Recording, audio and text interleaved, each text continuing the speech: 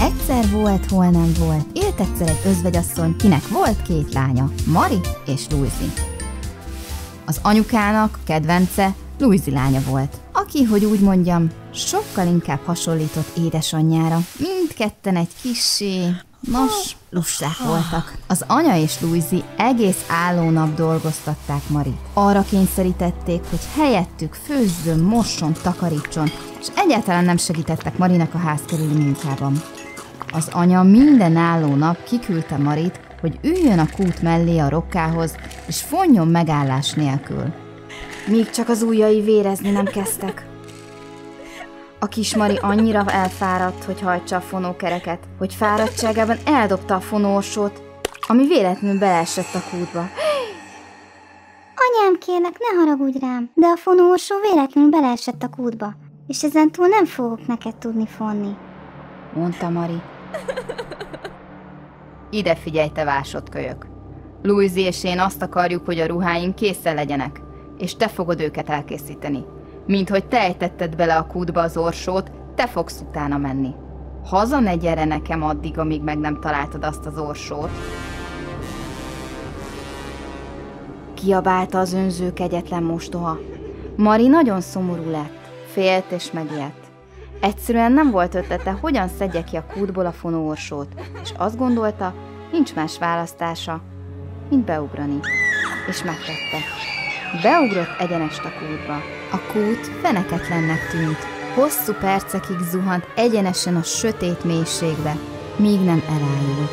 Mikor felébredt, egy gyönyörű vidéken találta magát.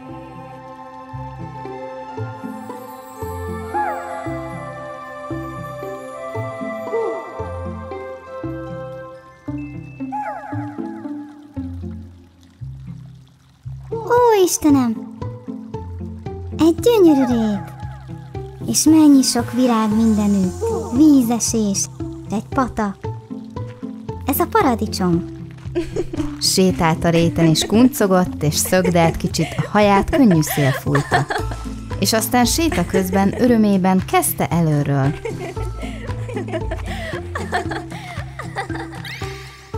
Aztán hirtelen valami furcsa dolog történt. Egyszer csak egy sütőhöz érkezett, és ebben a sütőben finom meleg cipók sültek. Ó, a finom meleg cipók illata, mondta Mari.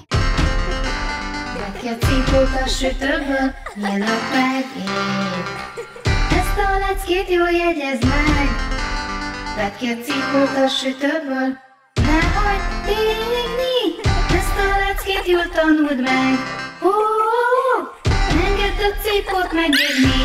Hát persze, cipók, gyertek, kiveszlek titeket. És Mari így is tett.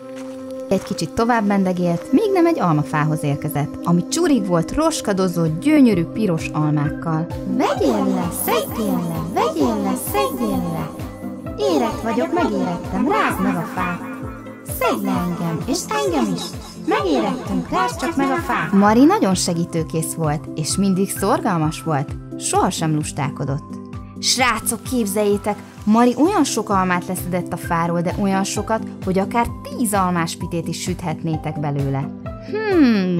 Az almáspite jól hangzik most. Úgy ennék is egyet. Hú, a betyár mindenit. A következő dolog, amihez épp elérkezett, egy kis házikó volt. És Mari meglátott egy öreg hölgyet is a kertben, baromi nagy hatalmas fogakkal. Mari nagyon megijedt, és már épp menekülőre is fogta, amikor... Kedves gyermekem, ne félj tőlem. Lehet máshogy nézek ki, nem vagyok átlagos külsejű, de belül kedves a szívem. Mindössze csak annyit kérek tőled, gyere, tarts rám, dolgozz nekem egy pár napot a házamba. Ha ezt megteszed, és nem lustálkod, nagyon boldogá teszlek. De jól figyelj, hogy mindig rendesen vedd be az ágyamat, jó erősen rázd fel, hogy a tollak fújjanak alá. Mert akkor az emberek azt mondják az alsó világban, nézd csak havazik, hol le a nyomja. Mari pont úgy tett mindent, ahogy Holle anyó kérte. Mindig főzött, és mindent kitakarított. és mindig rendesen felrázta Holle anyu takaróját, erősen és lelkesen. S így a világ minden gyermeke örülhetett a hóesésnek. Mari nagyon jól végezte dolgát, és Holle anyu elégedett volt vele. Gyermekem, köszönöm, te fantasztikus munkát végeztél. Eljött az idő, hogy hazatérj. Elkísérlek a kapuhoz. A kapu nyitva állt, és amint Mari átlépett rajta, aranyzuhatag esett rá, bearanyozva a ruháját. Mari attól a naptól kezdve tetőtől talpig aranyban csillogott. Ez a jutalmat, kedvesem, amiért oly keményen dolgoztál és nem lustálkodtál. Itt van az orsó, amit belejtettél a kútba. Most menj haza, élj a legjobb tudásod szerint, és mindig legyen a szíved aranyból. És azzal Mari egyszer csak varázslatosan otthonában találta magát a kút mellett, ahol anyukája és Louise vártak rá. Az anya és Louise méregették Marit. Egyáltalán nem tetszett nekik, hogy Mari ilyen boldog, és tetőtől talpig arany borította. Mondd el nekünk, merre jártál, te lány! Kiabált rá az anya. Mari elmesélte neki az összes kalandját, és ettől a két önző teremtés hangulatba jöttem. Hangulatba, de annyira, hogy az anya azon nyomban kiszaladt a kúthoz, és parancsolta: ugorj, Louise, ugorj!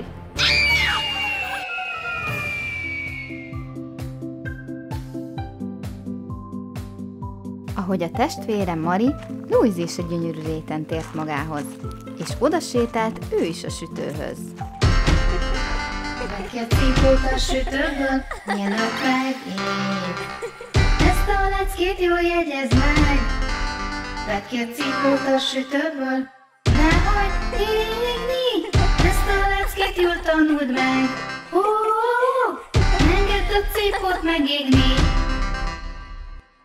Ti tényleg azt hiszitek, hogy majd miattatok bekoszolom a kezem? Hadd égjenek csak a cipók, mit bánom én? És azzal Louise tovább sétált, és elérkezett az almafához. Vegyél le, szedjél le, vegyél le, szedjél le.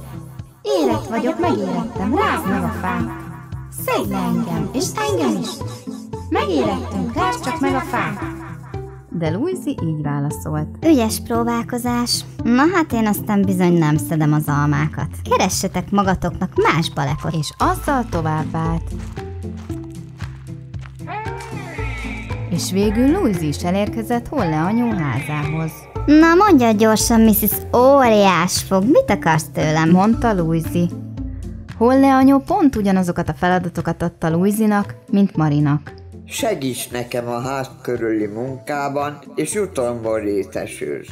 De jól figyelj rám, Louise, ne légy lusta, és emlékezz, hogy mindig jól rázd fel a paplant, hogy a tollak aláhújjanak, hogy a gyerekek az alsó világban lássák a havat, nevessenek, katagjanak örömükben. Ja, persze, nagyfogukám. És tudjátok, mit csinált Louise? Hát az bizony. Igazatok van, a nagy semmit. Azt tette Louise, pontosan azt.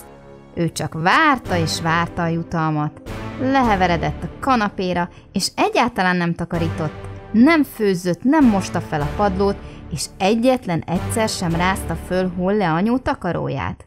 Holle anyunak elege lett ebből a sok lustaságból, és megmondta Louise-nak, hogy menjen el egyedül a kapuhoz. Én bizony egy tapottat sem mozdulok innen a jutalmam nélkül. Megértetted, Holle anyu? Toporzékolta lusta Louise. Holle anyu kikísérte a kapuhoz, és ahogyan Mari, úgy Louise is átsétált rajta. De Louise fejére aranyeső helyett egy zöld massza hullott, és összepiszkolta az arcát. Ez a te jutalmad a szolgálataidért. Felelte Holle anyu, és nyomban bezárta a kaput. Lusta Louise így tért haza anyukájához és Marihoz, sírva, toporzékolva. De aztán akárhogyan is próbálkozott, Louise soha többé nem tudta levakarni az arcáról a ráragadt zöld masszát, amíg csak élt.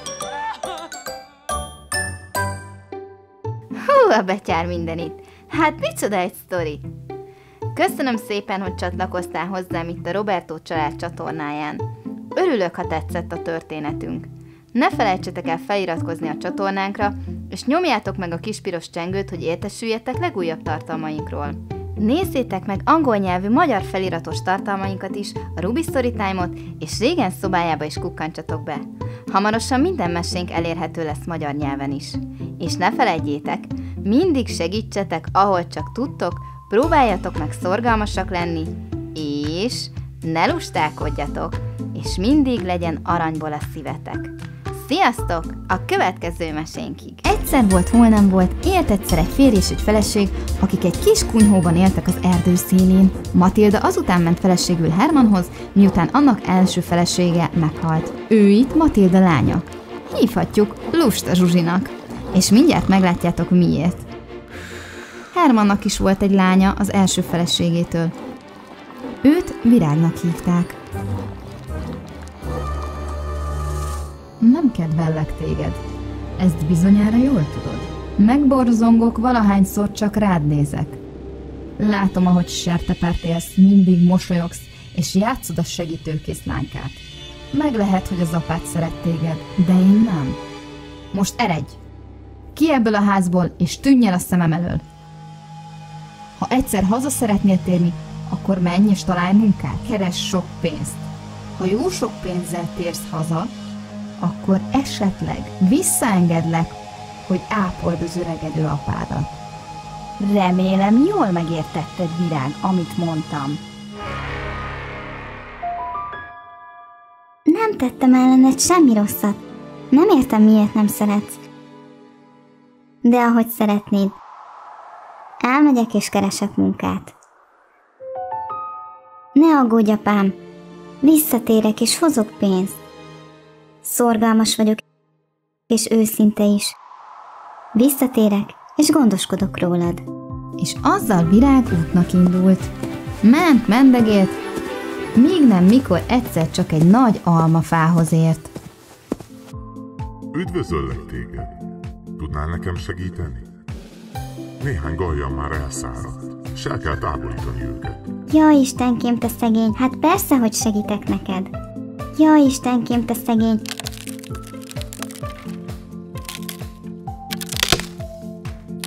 Virág megy, mendegél. Virág megy, mendegél.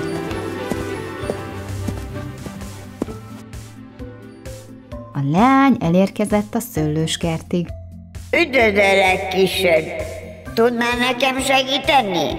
Az ágaim nagyon szárazak, és el kell távolítani őket, hogy a szőlő növekedni tudjon, és megoldhassam veled őket.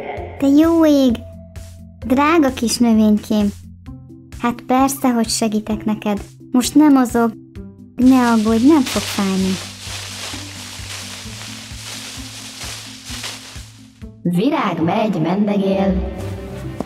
Virág megy, mendegél.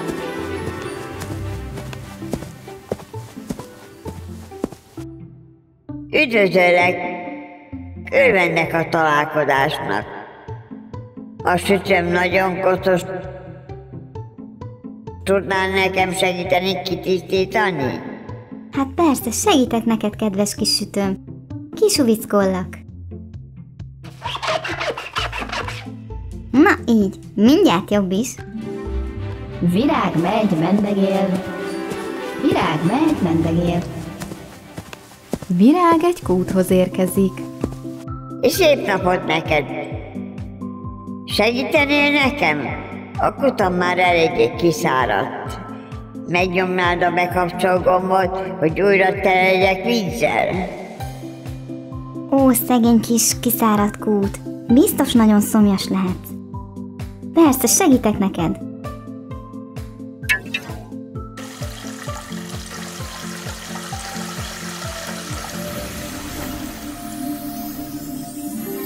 Virág megy, mendegél. Virág megy, mendegél. Szia! Kérlek, segíts nekem! Nagyon piszkos vagyok. Megmosdatnál és lenyírnád a szőrömet? Hát persze, kiskutya, segítek neked.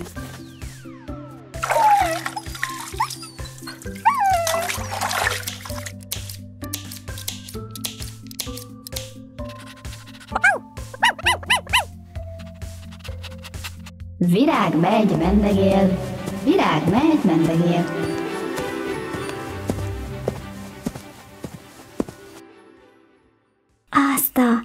Egy tündérház. Mindig meg akartam látogatni egy tündérházat.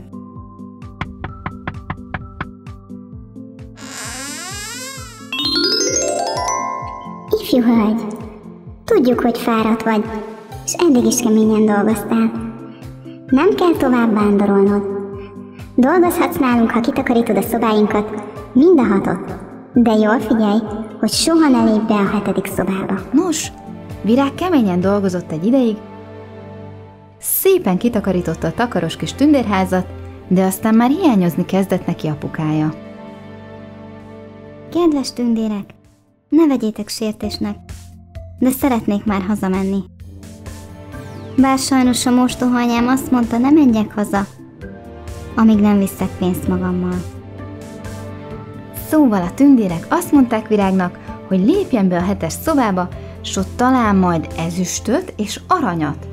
Ott lefeküdhet, pihenhet, és amennyi ezüst és arany megtapad a ruháján, azt mind megtarthatja.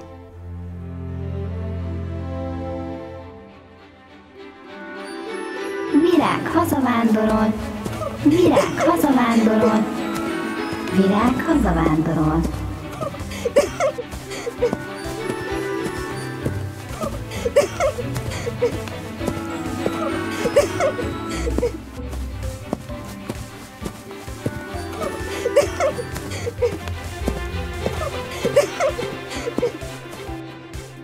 Apám, úgy hiányoztál.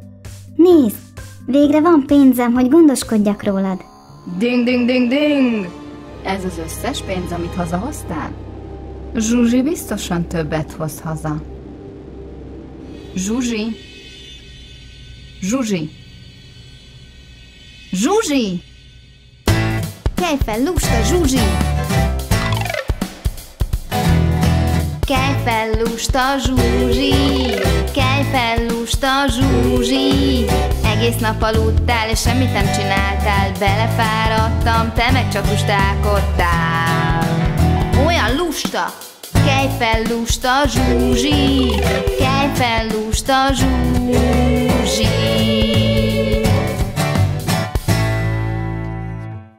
Kelj fel, lusta Zsuzsi! Gyerünk, hozz haza pénzt nekünk! Barátaim! Emlékeztek, hány helyen állt meg Virág, mielőtt elért a tündérházig? Most nézzük, hogy sikerül ugyanez lusta Zsuzsinak.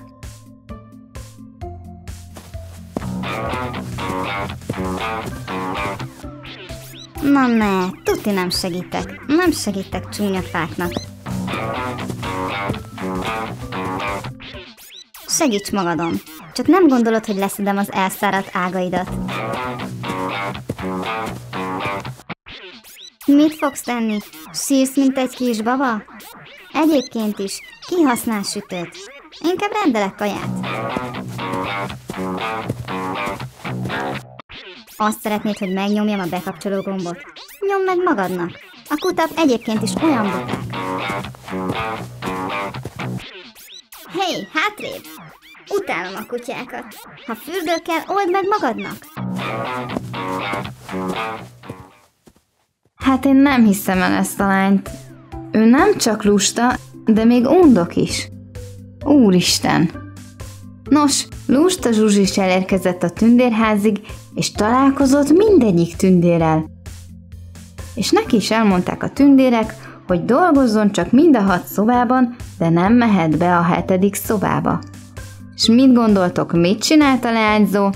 Azt gondoljátok, egyből bement a 7. szobába? Hát igen, bizony pontosan ezt tette. A kis kerékkötő pont ezt tette. De bizony a 7. szobában méhekkel találkozott a kisasszony, akik jól meg is csipkedték annyira, hogy hanyat homlok menekülőre fogta.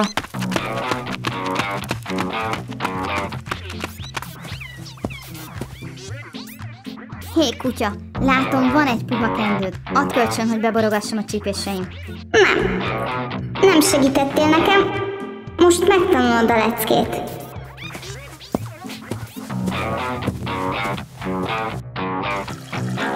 Itt vagy, Kút, végre egy kis víz.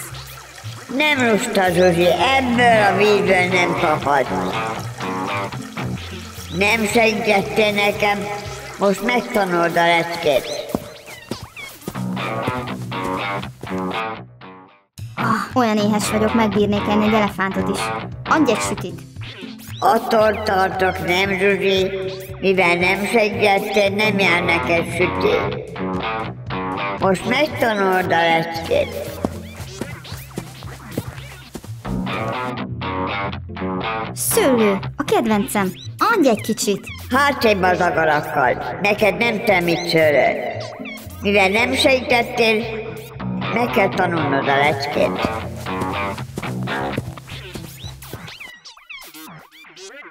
Jaj, mindjárt belemártom a fogaim azokba a piros almákba. Ne olyan gyorsan, lusta Zsuzsi. Mivel nem segítettél nekem, meg kell tanulnod a leckét. Lusta Zsuzsi hazatért, pénz nélkül, de sok méhecske csípéssel a testén. De akartok valami fantasztikusat is hallani? Virág nem csak aranyat és ezüstöt kapott a tündérektől, de egy kis varázslatot is. Szegény Zsuzsi. Tudom, hogy azok a mély csípések fájnak neked, és nagyon csúnyák is. Örömmel segítek neked. Vá, de jó! Eltűntek! A mély csípések eltűntek. Köszönöm, Virág, hogy segítettél nekem. Sajnálom, hogy csúnyán viselkedtem. Hogyan tudok törleszteni neked? Nincsen pénzem, amit adhatnék. Nem kell pénzzel visszafizetned, Zsuzsi. Csak segíts másoknak, ha teheted. Legyél kedves másokkal, és ne légy undok. Ez sokkal értékesebb, mint minden arany a földön.